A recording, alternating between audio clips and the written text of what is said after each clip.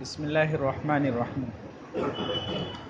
آج کی مجلس میں منگنی کے متعلق بتانے کا ارادہ ہے، اس لیے کہ نکاح سے پہلے یہ بھی ایک عمل ہوتا ہے اور ہمارے یہاں پر اس کو کچھ زیادہ ہی بڑھا چڑھا کر کیا جانے لگا ہے، تو اس کی اسلامی اور شرعی حیثیت کیا ہے تو اس پر روشنی ڈالنا مقصود ہے۔ ارشاد ربانی ہے ان الدین عند اللہ الاسلام، بے شک معتبر دین تو اللہ کے نزدیک اسلام ہی ہے، اور دین و مسائل دینیہ مسلمانوں کی خیر و بھلائی کے لیے ہیں۔ ان مسائل کا جاننا اور ان پر عمل کرنا فقط مولویوں یا ان کی مشابہت اختیار کرنے والوں کی ذمہ داری نہیں، بلکہ ہر اس شخص کی ذمہ داری ہے جو خود کو مسلمان کہتا ہے۔ ہر موقع پر مسئلہ نہ جاننا عذر نہیں قرار دیا جا سکتا، یعنی جیسے آپ اگر ڈرائیونگ کر رہے ہیں اور اس ٹائم پر آپ کو ٹریفک پولیس والا پکڑ لے کسی قانون کی خلاف ورزی کے طور پر، تو آپ صرف یہ کہہ کر نہیں چھوٹ سکتے کہ مجھے قانون نہیں پتہ تھا، بلکہ آپ پر اور زیادہ جرمانہ ہوگا، اس لیے کہ جب آپ کو قانون نہیں پتہ تو آپ سڑک پر آئے کیسے؟ تو ایسے ہی ہر جگہ یہ کہنا کہ مجھے مسئلہ معلوم نہیں تھا تو اس سے آدمی چھوٹ نہیں سکتا، اس لیے کہ جب مسلمان ہوا ہے تو اب اس نے یہ ایکسیپٹ کیا ہے کہ جو کچھ اللہ اور اس کے رسول بتلائیں گے میں اس کے مطابق عمل کروں گا، تو اب اس کا جاننا بھی اس کے اوپر ضروری ہے، فرض ہے، اور ان پر عمل نہ کرنے کے سبب انسان کو دنیا میں بھی بہت سی مشکلات کا سامنا کرنا پڑتا ہے، اور آخرت میں تو اس کے لیے بدبختی مقدر ہی ہے۔ پھر بھی لوگ دین کے مسائل جاننے اور ان پر عمل درآمد کرنے کی فکر نہیں کرتے۔ اگر کوئی جاننے والا ان کی رہنمائی کرنا بھی چاہے تو اول تو اس کی بات پر کان نہیں دھرا جاتا یا اس کا مذاق اڑایا جاتا ہے، اور صاف لفظوں میں کہہ دیا جاتا ہے کہ اپنا مسئلہ یا فتویٰ اپنے پاس رکھو۔ تو اس طرح کے جملے بھی باقاعدہ جو اپنا نام مسلمانوں والا بتاتے ہیں وہ کرتے ہیں، وہ کہتے ہیں اس طرح کے جملے، جبکہ یہ جملہ خود اپنے میں بہت سخت اور خطرناک ہے۔ اگر آپ علماء سے جا کر پوچھیں کہ اپنا مسئلہ اپنے پاس رکھو یا اپنا فتویٰ اپنے پاس رکھو، اس کا کیا مطلب ہوا، تو یہ تو آپ گویا کہ شریعت کا استخفاف کر رہے ہیں، اس کو مذاق سمجھ رہے ہیں، تو یہ درست نہیں۔ دیکھیے جو لوگ پیچھے بیٹھے ہوئے ہیں، اور دیکھیے ایک ہوتا ہے آواز کا پہنچنا اور ایک ہوتا ہے مجلس میں شریک ہونا۔ مجلس میں شریک ہونے کی جو فضیلت ہے کہ فرشتے اس کو پروں سے گھیر لیتے ہیں وغیرہ وغیرہ، وہ تو آپ کو تبھی ملے گی جب آپ یہاں آگے آ کر بیٹھیں گے۔ باقی وہ آواز سننا، تو آواز سننے کا کوئی مسئلہ نہیں، ہمارے جتنے بیانات ہوتے ہیں وہ ہمارے یوٹیوب چینل پہ الفلاح اسلامک فاؤنڈیشن پہ آپ سبسکرائب کر لیں، وہاں بھی مل جائیں گے، لیکن وہاں بیان ملے گا، وہاں صحبت نہیں ملے گی۔ تو اس لیے دونوں چیزیں الگ الگ ہیں، اس کو بھی حاصل کرنے کی کوشش کریں کہ قریب آ کر بیٹھیں، اس سے ایک مجلس کا وقار بھی ہوتا ہے اور ایک دوسرے کو دیکھ کر دینی مسئلہ سیکھنے میں ذرا اچھا بھی لگتا ہے اور اسلامی ادب بھی ہے۔ دیگر مسائل کی طرح نکاح وغیرہ کا بھی یہی حال ہے کہ نکاح سے قبل لڑکے لڑکی کو ایک نظر دیکھ لینے کی شریعت نے اجازت دی ہے۔ اس کے علاوہ آپس میں کسی طرح کے معاملے اور رابطے کو شریعت نے درست قرار نہیں دیا۔ جب تک نکاح نہ ہو جائے تو جس سے نکاح کرنے کا ارادہ ہو رہا ہے آپ اس کو ایک نظر دیکھ سکتے ہیں، شریعت نے اس بات کی اجازت دی ہے۔ اس کے علاوہ جو کچھ کھیل تماشا کیا جاتا ہے شریعت میں اس کی اجازت نہیں۔ آج کل اس قبیل سے جو کچھ نکاح سے قبل کیا جاتا ہے شریعت کی روح سے وہ غیر درست ہے۔ بعض تو اپنی پسند کی شادی کے چکر میں سینکڑوں پر آنکھیں سینکتے ہیں، اور بعض رکا اور منگنی کے نام پر نکاح کے بغیر ہی سب کچھ حلال سمجھنے لگتے ہیں۔ افسوس تو اس پر ہے کہ بچے اور بچیاں نہیں، والدین نے بھی ان حرکتوں کو عیب سمجھنا چھوڑ دیا۔ یعنی لڑکے لڑکیاں وہ تو ایسی عمر میں ہوتے ہیں، لیکن ان کے ماں باپ بھی اس کو غلط نہیں سمجھتے آج کل، اور وہ خود جوان لڑکے اور لڑکیوں کو ملنے جلنے اور بات چیت کرنے کے موقع دیتے ہیں۔ پھر کوئی اونچ نیچ ہو جائے یا کسی سبب سے منگنی ٹوٹ جائے تو مرنے مارنے پر آمادہ ہو جاتے ہیں۔ نیز اس موقع پر اتنا تام جھام کیا جاتا ہے کہ اللہ کی پناہ، تو صرف ایک دفعہ دیکھنے کی اجازت تھی، اس پر لوگوں نے اتنا کچھ سب کرنا شروع کر دیا۔ اب سمجھیے کہ یہ منگنی شریعت کی نظر میں اور اسلام کی نظر میں کیا ہے، تو یاد رکھیے کہ عربی زبان میں منگنی کے لیے خطبہ یہ لفظ استعمال ہوتا ہے۔ ایک تو خطبہ ہوتا ہے جو آپ سنتے ہیں، یہ ہوتا ہے خطبہ جو مخاطبت اور خطاب سے مشتق ہے۔ اس کے معنی ہوتے ہیں کہ بات چیت، کسی چیز کے بارے میں بات چیت کرنا، اور خاص نکاح کی بات چیت کے لیے عربی میں خطبہ یہ لفظ استعمال ہوتا ہے۔ قواعد الفقہ میں التعریفات الفقہیہ کے تحت لکھا ہے الخطبۃ بالکسر طلب المرأۃ للزواج، کہ عورت کو مانگنا نکاح کے لیے، اسے کہتے ہیں خطبہ، اسے کہتے ہیں منگنی۔ نکاح کے لیے عورت کی منگنی کرنے کو خطبہ کہتے ہیں۔ حاصل یہ ہے کہ ایک فریق کی جانب سے دوسرے فریق کے سامنے نکاح کی تجویز رکھے جانے کو منگنی کہا جاتا ہے۔ ایک پارٹی دوسری پارٹی سے، یعنی لڑکے والا لڑکی والی سے یا لڑکی والے لڑکے والے سے نکاح کا پیغام رکھیں تو اسی کو منگنی کہتے ہیں۔ جب فریق ثانی اس تجویز کو منظور کر لیتا ہے تو منگنی کا عمل مکمل ہو گیا۔ بس اتنا ہے کانسیپٹ اسلام میں منگنی کا۔ ازروع شرع یعنی شریعت کی نظر میں اس کی حیثیت ایک وعدے کسی ہے، یعنی ایک وعدہ کر رہے ہیں آپ کسی عذر شرعی کے بغیر، اسی لیے اس کو توڑنا گناہ ہے۔ ایک بار منگنی ہو گئی تو کوئی شرعی عذر کے بغیر آپ اس کو توڑ دیں تو یہ گناہ کی بات ہے۔ حضور صلی اللہ علیہ وسلم کے عہد مبارک میں جیسے نکاح میں سادگی تھی ویسے ہی منگنی میں بھی سادگی تھی، اور تب منگنی حقیقی معنوں میں منگنی تھی، کسی طرح کا لین دین یا رسم و رواج کی پابندی اس زمانے میں نہیں ہوتی تھی۔ حضرت عمر رضی اللہ عنہ نے اپنی صاحبزادی حضرت حفصہ رضی اللہ عنہا کی بیوگی اور اختتام عدت کے بعد حضرت عثمان اور حضرت ابوبکر کے سامنے ان کے نکاح کی تجویز رکھی تھی، یعنی ان کا پہلے نکاح ہوا ہوا تھا اور جب وہ بیوہ ہو گئیں تو اب باپ ہونے کے ناطے انہوں نے چاہا کہ اس کی کہیں اور شادی ہو جائے، تو پہلے انہوں نے حضرت عثمان کے سامنے پھر حضرت ابوبکر کے سامنے یہ یعنی انہیں اپروچ کیا کہ آپ میری بیٹی سے نکاح کر لیں۔ بعد میں ان کا نکاح حضرت نبی کریم صلی اللہ علیہ وسلم سے ہوا، تو تجویز رکھی تھی، اس میں کسی قسم کی رسم کی پابندی نہیں کی گئی تھی۔ اور حضرت علی فرماتے ہیں کہ میں حضرت فاطمہ کے لیے پیغام لے کر حضور صلی اللہ علیہ وسلم کی خدمت میں حاضر ہوا، جب آپ کے سامنے بیٹھا تو خاموش ہو گیا حضور کے رعب کی وجہ سے، تو منگنی کے لیے ہمت نہیں ہوتی تھی۔ بخدا حضرت صلی اللہ علیہ وسلم کے رعب و جلال کی وجہ سے کچھ بول ہی نہیں سکا۔ خود آپ صلی اللہ علیہ وسلم نے دریافت کیا کیسے آئے ہو، کیا کوئی کام ہے؟ میں خاموش رہا۔ تب آپ صلی اللہ علیہ وسلم نے فرمایا شاید تم فاطمہ کی منگنی کرنے کے لیے آئے ہو؟ میں نے عرض کیا جی ہاں، جسے باذن خداوندی قبول فرما لیا گیا، بس زبانی طور پر سب کچھ طے ہو گیا۔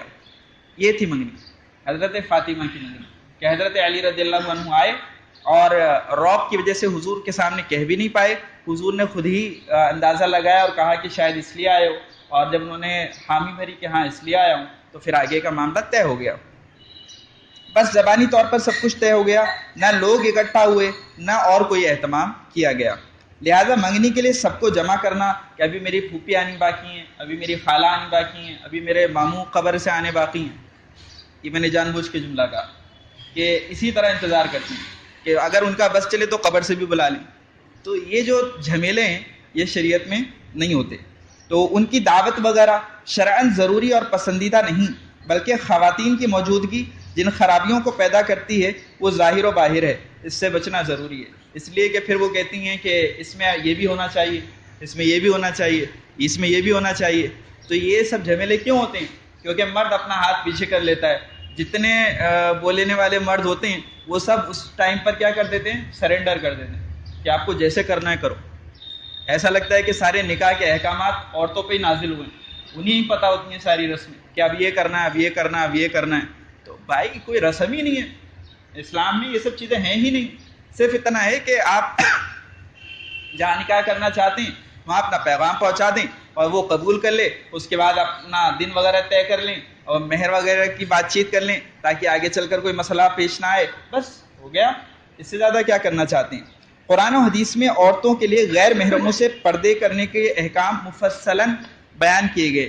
ان آیات و احادیث کو سامنے رکھتے ہوئے غیر محرم سے پردہ کرنا بھی ضروری ہے۔ اگر کوئی غیر محرم سے پردہ نہیں کرتا تو سخت گناہ کا ارتکاب کرتا ہے، اور غیر محرم کو چھونا تو اس سے بھی بڑا گناہ ہے۔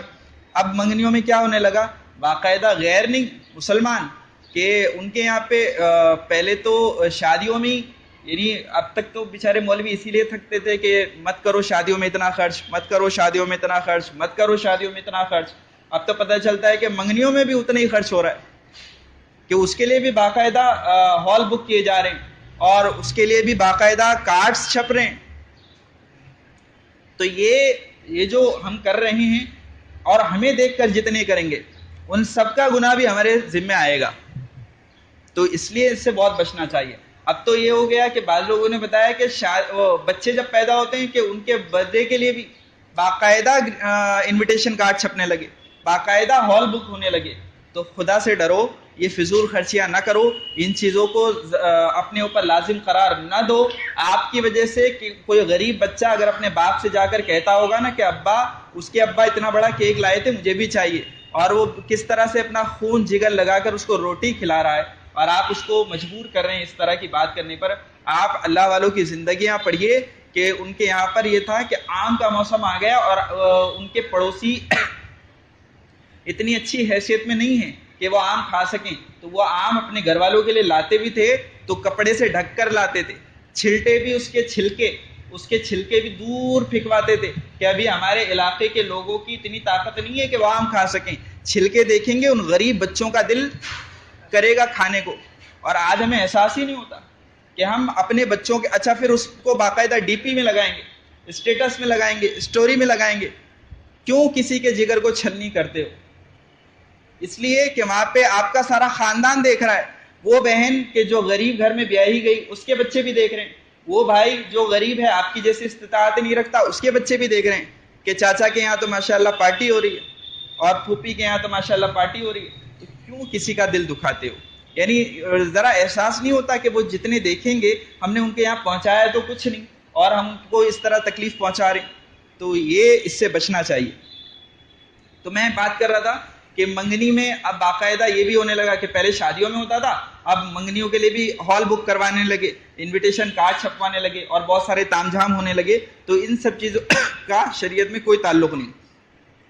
منگنی میں لڑکے کا از خود لڑکی کو انگوٹھی پہنانا یہ بھی درست نہیں, اس لیے کہ جب تک نکاح نہ ہو جائے تب تک وہ کیا ہے, شریعت کی نظر میں اجنبیہ ہے, تب تک اس کو چھونا جائز نہیں.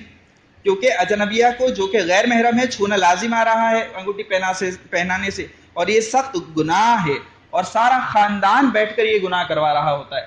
خاندان کے سارے بزرگ بیٹھ کر باقاعدہ ان کو یعنی ان کے سروں پر ہاتھ پھیر پھیر کر اس گناہ کے لیے تائید کرتے ہیں کہ آپ کرو میرے سامنے یہ گناہ, میں قیامت میں سنبھال لوں گا گویا کہ. تو اس لیے اس سے بچو. قرآن و حدیث کے مطابق اجنبیہ عورت کو چھونا جائز نہیں. مخطوبہ بھی چونکہ اجنبیہ ہی ہوتی ہے لہذا اس کو بھی چھونا جائز نہیں. حدیث نبوی میں مخطوبہ یعنی جس سے منگنی ہو رہی ہے, مخطوبہ کو دیکھنے کی اجازت دی گئی ہے, اس لیے کہ اس میں ضرورت ہے. اگر آپ دیکھیں گے نہیں اور پھر بعد میں کوئی مسئلہ گڑبڑ ہو گیا تو وہ تو ضرورت ہے. اسی ضرورت کو پیش نظر رکھتے ہوئے حضرات فقہاء کرام نے اس بات کی اجازت دی ہے کہ شہوت کے باوجود آدمی مخطوبہ کو دیکھ سکتا ہے, کیونکہ اس میں خلوت لازم نہیں آتی, یعنی سب کے سامنے ہوتا ہے تو دیکھ سکتا ہے. اور نہ اس میں شہوت پورا کرنا مقصود ہوتا ہے بلکہ اقامت سنت, نکاح کی سنت جو ہے اس کو پورا کرنا مقصود ہوتا ہے. انگوٹھی پہنانے میں چونکہ ایسی کوئی ضرورت نہیں لہذا انگوٹھی پہنانا یعنی لڑکا لڑکی کو پہنائے اور لڑکی لڑکے کو پہنائے یہ درست نہیں, چاہے شہوت کے ساتھ ہو یا بغیر شہوت کے. بس اتنا کیا جا سکتا ہے کہ گھر کے لوگ وہ ایکسچینج کر دیں انگوٹھی, اس کی گنجائش ہو سکتی ہے. پھر شریعت نے نکاح کے لیے تو مہر کو ضروری قرار دیا لیکن منگنی کے لیے لین دین کو ضروری قرار نہیں دیا. اب یہ بھی ہوتا ہے اور اچھا خاصا ہوتا ہے, لہذا اس موقع پر کیا جانے والا لین دین شرعاً ثابت نہیں, اس سے بچنا چاہیے. بلکہ جو لین دین نام و نمود کی خاطر کیا جاتا ہے وہ بھی ناجائز اور حرام ہے. اگر بوقت منگنی دی ہوئی اشیاء یعنی کوئی چیز منگنی ٹوٹنے کی صورت میں واپس کی جاتی ہیں تو یہ دو شرطوں کے ساتھ درست ہو سکتا ہے. ایک یہ کہ وہ جو چیز وہ دی ہے وہ جوں کی توں باقی رہے, ختم نہ ہو گئی ہو. دوسرے یہ کہ سامنے والے فریق نے انکار کیا ہو تو اس سے واپس لیا جائے. اگر سامنے والے نے انکار ہی نہیں کیا تو اس سے واپس نہیں لے سکتے آپ, کیونکہ اس نے انکار ہی نہیں کیا. غرض یہ کہ اگر فریقین نے باہمی رضامندی سے منگنی توڑی ہے تو دونوں لوٹائیں گے, ورنہ ایک نے توڑی ہے تو جس نے توڑی ہے وہ لوٹائے گا, جس نے توڑی نہیں وہ نہیں لوٹائے گا. اور شرعاً منگنی کی حیثیت ایک وعدے کی ہے جس کا پورا کرنا واجب ہے اور بغیر کسی عذر کے اس کے خلاف ورزی جائز نہیں، اس لیے کہ اس کا تو پورا معاملہ آگے سیٹ ہو جاتا ہے اس کی بنا پر. آپ آ کے کہہ دیتے نہیں مجھے نہیں کرنی، تو آپ نے پہلے وعدہ کیوں کیا؟ تو یہ جو وعدہ ہے نا آج کل ہمارے یہاں کہتے ہیں ارے نہیں جم رہا کیا کریں. تو یہ چھوٹی چھوٹی سی بات پر اس طرح توڑنا، کوئی بھی ایگریمنٹ، کسی بھی طرح کا ایگریمنٹ، اور ایگریمنٹ سے مراد یہ نہیں کہ باقاعدہ ایگریمنٹ بنایا گیا ہو، آپ نے اس طرح کا معاملہ کیا ہے بیٹھ کر کہ ہاں میں یہ کام کروں گا، تو یہ وعدہ ہی ہے، یہ ایگریمنٹ ہے. یہ جب تک توڑنا جائز نہیں جب تک شرعاً آپ مجبور نہ ہو گئے ہوں. ذرا سی بات سے نہیں چلتا یہ معاملہ کہ نہیں جم رہا میرے کو. مثال کے طور پر دکان کا ٹوکن ہے، تو یہ اب یہاں پہ ایسے بھی ٹوکن لیوانے والے دلانے والے بھی بیٹھے ہوں گے، تو اب یاد رکھو کہ ٹوکن بغیر، اچھا ایک مسئلہ یاد رکھنا کہ ٹوکن وہ جو غصب کر لیتے ہیں نا کہ تو آیا نہیں وقت پر تو اس لیے غصب، تو وہ جائز نہیں. اب اس کے مسئلے میں کسی اور دن بتلاؤں گا انشاءاللہ. البتہ یہ کہ بغیر شرعی عذر کے آپ جو لاسٹ مومنٹ پہ آ کے منع کر دیتے مجھے نہیں چاہیے میرا ٹوکن واپس دو، یہ بھی درست نہیں، اس لیے کہ وہ تو آپ کے انتظار پر بیٹھا تھا ورنہ وہ کہیں اور بات چلاتا. تو اس لیے یاد رکھو زبان جو ہے نا، زبان کی شریعت میں بڑی اہمیت ہے. اور یہ زبان ہی تو ہے کہ آپ کہتے ہو لا الہ الا اللہ محمد الرسول اللہ، ہم کہتے ہیں آ جاؤ آپ ہمارے بھائی ہو گے. اگر آپ زبان کے کچے ہو، آپ زبان دے کر پھر جاتے ہو، تو پھر تو آپ کے کلمے کا کیا اعتبار؟ پتہ نہیں آپ نے سچ کہا تھا یا کیا کیا تھا. تو اس لیے مسلمان کی زبان کی بہت اہمیت ہوتی ہے. جب ایک بار وعدہ کیا تو اپنی جان جانے تک اس کو پورا کرو، یہ ضروری ہے. یہ نہیں کہ ذرا سی بات پہ آپ نے توڑ دیا. اب تو باقاعدہ زبان دینے کے بعد پھر جاتے ہیں اور پھر کہتے ہیں ارے نہیں آپ سے کا کیا ہو گیا اس میں، یعنی ماتھے پہ شکن بھی نہیں آتی کہ میں نے کچھ غلط کیا. تو منگنی میں بھی یہی یاد رکھو کہ ایک بار طے ہو گیا تو پھر اس کو بلا شرعی عذر کے توڑنا جائز نہیں. البتہ اگر کوئی معقول عذر پیش آ جائے تو منگنی توڑی بھی جا سکتی ہے. اب ایک مسئلہ اور کہ اگر کسی کے والدین کسی معقول عذر کی بنا پر منگنی ختم کرنا چاہتے ہیں تو اولاد اس پر ٹھنڈے دل سے غور کرے. اگر والدین کی بات صحیح لگتی ہو اور کوئی عذر سامنے آ جائے تو ان کے کہنے پر عمل کر لے اور منگنی ختم کر دے. لیکن اگر والدین کسی معقول عذر کے بغیر منگنی ختم کرنے پر اصرار کرتے ہیں تو اولاد کے لیے اس معاملے میں ان کی بات ماننا ضروری نہیں ہے. آئی بات سمجھ میں؟ ان کو حتی الامکان راضی کرنے کی کوشش کرے اور نکاح کر لے، لیکن فیصلہ کرنے سے پہلے یہ بات ذہن میں رکھیں کہ عموماً والدین اپنی اولاد کی بھلائی ہی چاہتے ہیں. تو اگر وہ کہہ رہے ہیں تو کوئی تو وجہ ہوگی، تو اس پر غور کر لے. لیکن اگر کوئی شرعی وجہ اس کو سمجھ میں نہیں آ رہی تو پھر اس کے اوپر ضروری نہیں کہ وہ ان کی بات مانے اس معاملے میں. اور ان کا جو معاملہ ہوگا لڑکے اور لڑکی کا نکاح تک منگنی کے بعد، اس کے بارے میں بھی سن لیں کہ شریعت مطہرہ میں اجنبیہ عورت کو دیکھنا اور اس کے ساتھ بات چیت کرنا حرام ہے، اور منگنی ہو جانے کے باوجود لڑکی اجنبیہ عورت کے حکم میں ہی ہوتی ہے. لہذا آپس میں ملاقات کرنا، فون وغیرہ کرنا، چٹ چیٹ کرنا، بات چیت کرنا، گھومنے جانا، یہ سب چیزیں ناجائز اور حرام جب تک نکاح نہیں ہو جاتا. البتہ اگر کسی عورت کا نکاح ہو جائے اور رخصتی نہ ہوئی ہو تو اس عورت سے ملاقات اور فون وغیرہ پر بات چیت کرنا جائز ہے، اس لیے کہ نکاح ہو گیا، نکاح کے بعد وہ حلال ہو گئی تو اب اس کے ساتھ بات چیت وغیرہ کی جا سکتی. بہتر یہ ہے کہ ملاقات اور بات چیت رخصتی کے بعد ہی کی جائے اس میں بھی، اس لیے کہ ایسا نہ ہو کہ بعد میں وہ کہہ دے کہ بھائی میں رخصتی نہیں کرا رہا. تو اس لیے ذرا ڈرنا چاہیے کہ آج کل تو بڑے مسائل اس طرح کے پیش آتے ہیں، کیا مسئلہ نہیں آتا. یعنی آپ کو میں کیا بتلاؤں کہ میاں اور بیوی کے کیسے کیسے سوالات آتے ہیں، سر سچ میں چکرا جاتا ہے، گھوم جاتا ہے. مفتیوں کے پاس اتنے ان کے دلوں میں راز ہوتے ہیں. ابھی پاکستان سے ایک سوال آیا پڑا ہوا ہے کہ اتنے سال ہو گئے میرے میاں کے ساتھ یہ معاملہ ہے، اب میں کیا کروں، مجھے کوئی وظیفہ بتا دو. اب کون سے وظیفے بتاتے پھریں؟ تو یہ جو معاملے ہی اس لیے نہیں ہوتے ہیں درست کیونکہ آپ دونوں نا نکاح کرنے کے وقت میں یہ نہیں سمجھتے ہو کہ یہ جو 3 آیتیں پڑھی حضرت نبی کریم صلی اللہ علیہ وسلم نے نکاح کے موقع پر، پورے قرآن میں تقریباً 6666 آیتیں ہیں، اور 6666 آیتوں میں ایک تو سورہ نساء آپ دیکھ لیں، اس کے علاوہ دوسری بہت ساری صورتوں میں مستقل احکامات آئے ہیں نکاح کے متعلق. لیکن اللہ کے نبی صلی اللہ علیہ وسلم نے ایک آیت بھی نکاح سے متعلق نکاح کے خطبے میں نہیں پڑھی. جتنی آیتیں پڑھی ہیں واتقوا اللہ واتقوا اللہ واتقوا اللہ، ان میں سب میں یہی مضمون ہے کہ اللہ سے ڈرو، اللہ سے ڈرو، اللہ سے ڈرو. تو اس لیے پڑھی یہ آیتیں کہ جب کوئی آدمی اللہ سے ڈرتا ہے تو وہ اس کو نقصان نہیں پہنچاتا، کسی کو بھی نقصان نہیں پہنچاتا. اس کو ڈر یہ لگا رہتا ہے کہ اللہ کے سامنے مجھے جواب دینا ہے. تو اللہ کے نبی صلی اللہ علیہ وسلم نے نکاح کے موقع پر جتنی آیتیں پڑھی وہ تقوی کی آیتیں پڑھی. تو اگر وہ آپ سمجھتے کہ اس کا مطلب کیا ہے اور اس پر عمل کرنے کی کوشش کرتے تو اتنے مسائل پیش نہیں آتے. تو یہ آج جتنے مسائل پیش آتے ہیں، یعنی جتنی بچیاں پریشان ہیں یا جتنے بچے پریشان ہیں نکاح کرنے کے بعد بھی، یعنی وہ یہ اب تو باقاعدہ جوک ہو گیا کہ جب تک نکاح نہیں ہوتا تو صلاۃ الحاجت پڑھتے ہیں اور نکاح ہو جاتا ہے تو صلاۃ التوبہ پڑھنی پڑتی ہے. یہ حالات ہو گئے ہیں ہمارے معاشرے کے.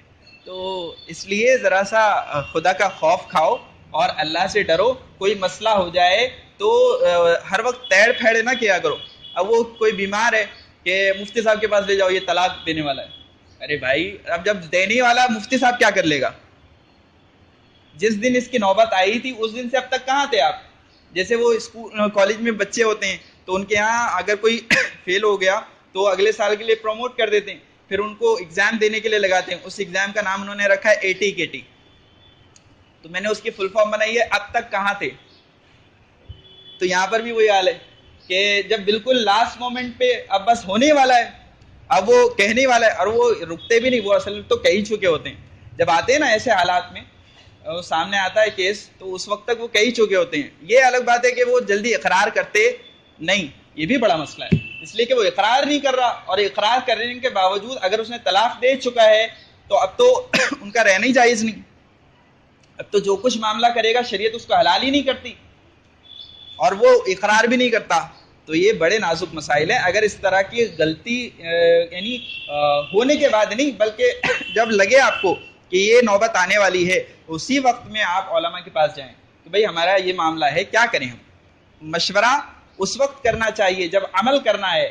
عمل کرنے کے بعد مشورہ کیا کرے گا؟ تو اس لیے خیال رکھیے. تو بات یہ چل رہی تھی کہ منگنی کے بعد بھی اس کا کوئی آپس میں تعلق جائز نہیں ہوتا. اور منگنی وعدہ نکاح ہے، نکاح نہیں ہے. منگنی نکاح کا وعدہ ہے، یہ پورا نکاح نہیں ہے کہ اس کے بعد آپ بات چیت بھی کر رہے ہیں، چٹ چیٹ بھی کر رہے ہیں اور گھومنے پھرنے بھی جا رہے ہیں. جیسے نکاح سے پہلے دونوں ایک دوسرے کے لیے اجنبی ہیں، منگنی کے بعد بھی یہی حکم باقی رہتا ہے. لہذا منگنی کے بعد بھی لڑکا لڑکی کے لیے اور لڑکی لڑکے کے لیے حرام ہی ہے. دونوں کا باہم خط و کتابت کرنا اور فون پر بات چیت کرنا، ساتھ میں گھومنے جانا، خلوت میں ملنا، یہ تمام باتیں ناجائز اور حرام ہیں. اس لیے اس سے بچنا چاہیے اور اپنے خاندان کے بچوں کو بچانا چاہیے. یہ عام طور پر اس طرح کی شے بڑے ہی دیتے ہیں کہ جاؤ ہو آؤ، تھوڑا سمجھ لیں گے ایک دوسرے کو. تو یہ جو سمجھنا ہے وہ پھر اتنے سمجھ جاتے ہیں کہ پھر نگاہ ہی نہیں کرتے. تو یہ یورپ کا کلچر ہے، اسلامی کلچر نہیں ہے. یہ یورپ کا کلچر ہے. ان کے ہاں تو باقاعدہ رہتے ہیں ساتھ میں، آپ کہاں تک جاؤ گے؟ تو اس لیے اس سے بچو. اور یہ گناہ کی بات ہے. منگنی صرف ایک یہ بات طے ہو جاتی ہے کہ بھئی اس سے نکاح کرنا ہے، تو یہ طے کرنے کے لیے جو کام کیا جاتا ہے اسے منگنی کہتے ہیں. اس کے علاوہ اس کی اور کوئی شرعی حیثیت نہیں ہے.